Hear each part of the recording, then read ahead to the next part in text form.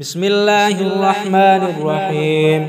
ألف لام ميم. تنزيل الكتاب لا ريب فيه من رب العالمين. أم يقولون افتراه بل هو الحق من ربك لتنذر قوما ما أتاهم من نذير من قبلك لعلهم يهتدون. الله الذي خلق السماوات والأرض وما بينهما في 6 أيام ثم استوى على العرش ما لكم من دونه من ولي ولا شفيع أفلا تذكرون. يدبر الأمر من السماء إلى الأرض ثم يعرج إليه في يوم كان مقداره 1000 سنة مما تعدون.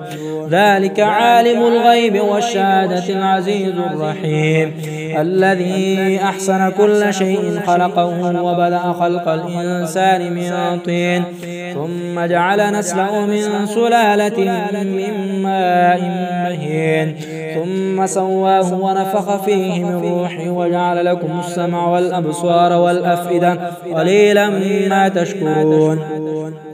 وقالوا أئذا ضللنا في الأرض أئنا لفي خلق جديد بل هم بلقاء ربهم كافرون. قل يتوفاكم ملك الموت الذي وكل بكم ثم إلى ربكم ترجعون. ولو ترى إذ المجرمون ناكسوا رؤوسهم عند ربهم ربنا أبصرنا وسمعنا فارجعنا نعمل صالحا إنا موقنون. ولو شئنا لآتينا كل نفس هداها ولكن حق القول مني لأملأن جهنم من الجنة والناس أجمعين. فذوقوا بما نسيتم لقاء يومكم هذا إنا نسيناكم وذوقوا عذاب الخلد بما كنتم تعملون. إنما يؤمن بآياتنا الذين إذا ذكروا بها خروا سجدا وسبحوا بحمد ربهم وهم لا يستكبرون. تتجافى جنوبهم عن المضاجع يدعون ربهم خوفا وطمعا ومما رزقناهم ينفقون. فلا تعلم نفس ما أخفي لهم من قرة أعين جزاء بما كانوا يعملون. أفمن كان مؤمنا كمن كان فاسقا لا يستهون. أما الذين آمنوا وعملوا الصالحات فلهم جنات المأوى نزلا بما كانوا يعملون.